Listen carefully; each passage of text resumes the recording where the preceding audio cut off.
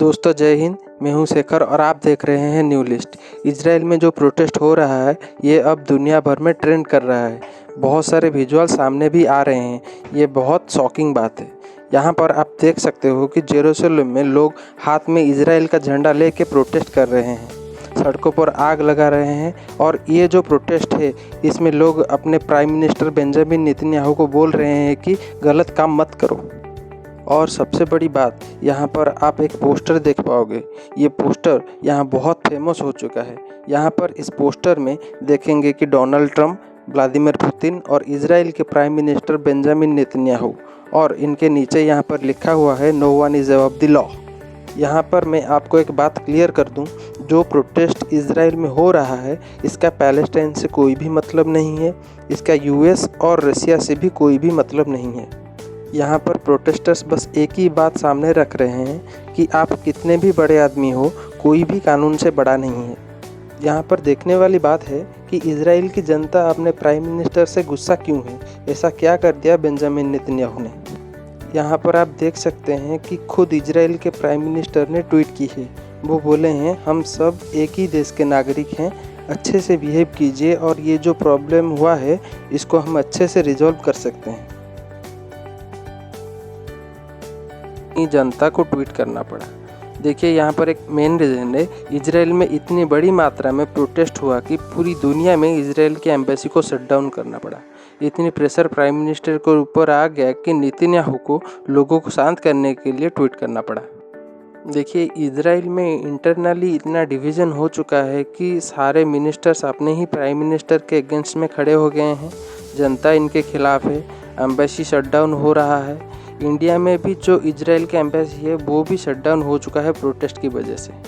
आप सोच रहे होंगे नेतन्याहू ने ऐसा क्या कर दिया कि पूरी देश की जनता और मिनिस्टर्स भी इनके अगेंस्ट में खड़े हो चुके हैं। आप ये जो प्रोटेस्ट देख रहे हैं ये 7 जनवरी 2023 से चल रहा है और अभी भी मैं जो ये रिकॉर्ड कर रहा हूँ ये प्रोटेस्ट चल रहे हैं। देखिए ये जो प्रोटेस्ट हो रहे हैं ये जुडिशियल रिफॉर्म की वजह से हो रहा है। अब आप ये पूछेंगे कि जुडिशियल रिफॉर्म क्या है। मैं आपको सरल और आसान भाषा में समझाता हूँ। एज ए डेमोक्रेटिक कंट्री हमें भी ये बात पता होनी चाहिए। देखिए दुनिया में कोई भी डेमोक्रेसी हो, यहाँ 3 स्तंभ होते हैं जिसके ऊपर पूरी गणतंत्र टिकी होती है। एक होता है एग्जीक्यूटिव, ये है प्राइम मिनिस्टर, मिनिस्टर्स और प्रेसिडेंट। ये है एग्जीक्यूटिव्स, जो कानून बना होता है उसका कैसे पालन हो ये एग्जीक्यूटिव संभालते हैं। दूसरा होता है लेजिस्लेटिव, ये है वो जो कानून बनाते हैं।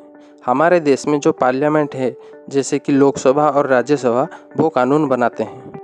तीसरा है जुडिशियल, जो कानून बनाया गया है उसका पालन ठीक से हो रहा है कि नहीं, या फिर जो कानून बनाया गया है वो ठीक है कि नहीं, ये देखते हैं जुडिशियल, मतलब हाई कोर्ट और सुप्रीम कोर्ट।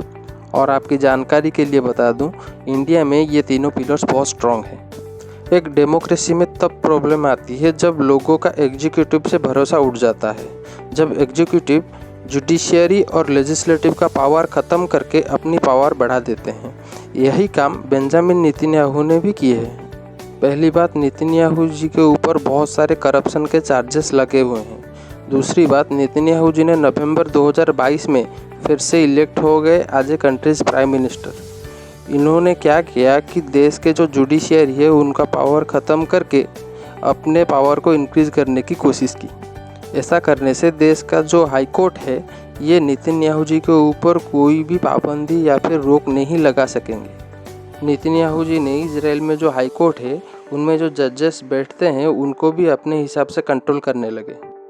इजराइल के प्राइम मिनिस्टर का कहना है कि ये सारे पावर को अपने अंडर नहीं ला रहे हैं, ये पावर को वो पार्लियामेंट में लाना चाहते हैं। नेतन्याहू के जो अपोजिशन पार्टीज़ हैं उनका कहना है कि अगर आप कोर्ट्स का पावर ख़त्म कर दोगे, आपका जो पार्लियामेंट में बहुमत है, आप पार्लियामेंट में कोई भी लॉ या फिर कोई भी बिल पास कर दोगे तो आपको रोकने वाला कोई नहीं होगा।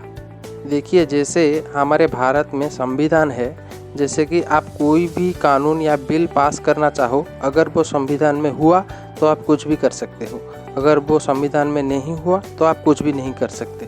प्रॉब्लम इजराइल में यही है, यहाँ पर कोई भी संविधान नहीं है। जैसे भारत में एक लिखित कॉन्स्टिट्यूशन है, वैसे इजराइल में कोई भी कॉन्स्टिट्यूशन नहीं। अगर ये होता तो नेतन्याहू ये जो कुछ कर रहे हैं वो कुछ भी नहीं कर पाते। भारत जो दुनिया का सबसे बड़ा डेमोक्रेसी है, ये जो अच्छे से हमारे देश में डेमोक्रेसी संचालित हो रहा है, इसका श्रेय हमारे कॉन्स्टिट्यूएंट असेंबली को जाता है। ये कॉन्स्टिट्यूशन बनाने का मेन मकसद है, अगर देश में कुछ भी गलत काम हो रहा है तो उसको रोका जा सके। हमारे देश में जो कोई भी प्राइम मिनिस्टर बन जाता है उसको संविधान के ऊपर माथा टेकना पड़ता है। एक देश में संविधान से ऊपर कोई भी नहीं होता। ये संविधान ही है जो इंडिया को एक स्टेबल डेमोक्रेसी कंट्री के रूप में संभाल के रखा है। नेतन्याहू जी ने ठान लिया कि जुडिशियरी का पावर ख़त्म करके पार्लियामेंट की पावर को बढ़ा देंगे। लोगों को पहले भी कुछ पता नहीं चल रहा था और ये जो प्रोटेस्ट है वो भी ज़्यादा नहीं हो रहा था। पर रिसेंटली क्या हुआ कि नेतन्याहू जी के कैबिनेट में उनके जो डिफेंस मिनिस्टर है, उन्होंने नेतन्याहू जी से बोला कि आप ये जो कोर्ट्स की पावर ख़त्म कर रहे हैं वो ठीक नहीं है। उसके बाद नेतन्याहू जी ने अपने डिफेंस मिनिस्टर को उनके पद से निकाल दिया और उनको बोले, तुम कौन होते हो इसमें बोलने वाले।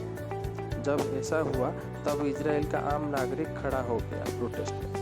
लोगों को पता चल गया कि नेतन्याहू अब किसी की नहीं सुनने वाले। जो अपने ही मिनिस्टर को उसके पद से निकाल सकते हैं वो आगे चलकर कुछ भी कर सकते हैं। लोगों का भारी मात्रा में प्रोटेस्ट देखकर नेतन्याहू को झुकना पड़ा।